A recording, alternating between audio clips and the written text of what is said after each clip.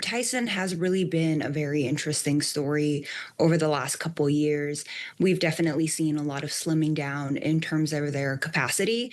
Basically, the US's beef packers are in the situation where, because we are so short on cattle, they've been paying very high prices for the animals that they process. And they've been able to pass on some of those price increases to their customers, which are largely large retailers, but we've seen significant drops in those volumes. And so quarter after quarter, since pretty much the start of 2024, they've been reporting significant operating losses. And with this latest batch of quarterly earnings that they just reported, I think people had been hoping to see some of the benefits of closing that one plant in Nebraska earlier this year.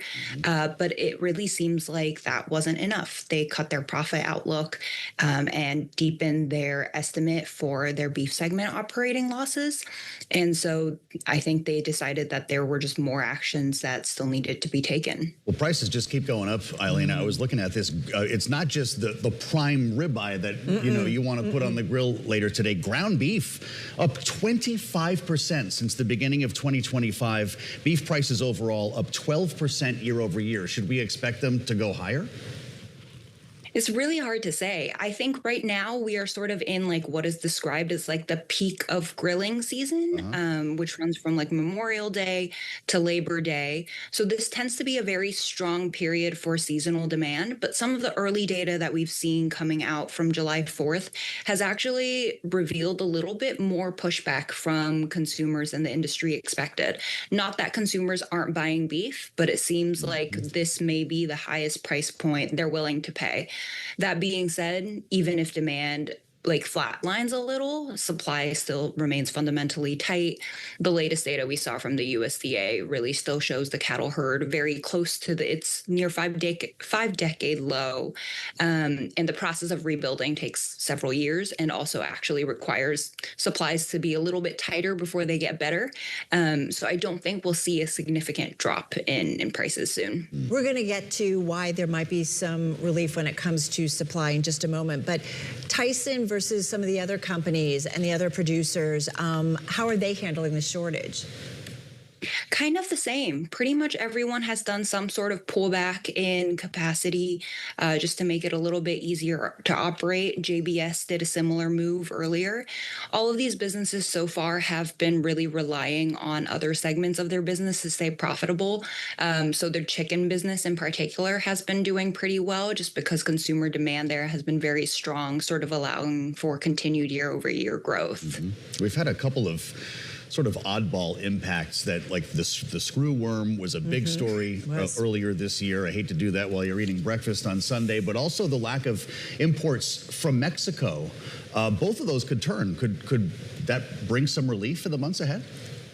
Yeah, the meat packers have been talking for a long time about that source of supply from Mexico as like the biggest immediate thing that could help ease supplies. So we basically used to import 1 million head of cattle, and to be clear, those are live cattle as opposed to like beef imports.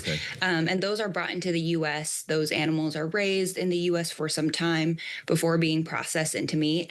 But that trade has been pretty much on and off, like largely off since like November 2024 or so, just due to the spread of this like New World screwworm, which like if it gets to animals, it infects wounds and can be very deadly if not treated. It did finally make its way to the U.S. earlier this year in June. And so I think the risk calculus was we have been able to manage the spread. There are very few active cases currently in Texas now. So those imports from Mexico are expected to start in the end of this month with one port in Arizona. It's not the biggest port, so hopefully that reopening goes well such that the USDA will open other ports and we'll see more significant flows. But that one port alone, I don't think necessarily will make a large national difference, though definitely I think regional meatpacking plants should hopefully start to see some reprieve soon. Ilena, before we wrap up here, you know, they're shutting down plants. Is it, though, with the anticipation that eventually they'll reopen them? Or I am curious that once you shut them down, do they stay down? And what that means for overall future meat supply here in the U.S.? Yeah, that's the really difficult thing. The US cattle herd is super cyclical. So, like a decade ago, when we went through a similar cycle, we also saw meat packing plants close. It's largely the case that unfortunately they don't come back, which tends to have a very large community economic impact. The meat packers tend to offset that by making their existing plants more efficient. But the USDA, also very conscientious of this, has announced like a $500 million investment into mid-sized beef processors specifically so that they might be able to weather these high cattle costs for a little longer instead of folding. Makes you think about the community impact, though. I think as we count down to the midterms, all of these things, right? You shut down plants, people potentially lose jobs, and there's just another certainly inflationary input. right, Yep. and another economic impact.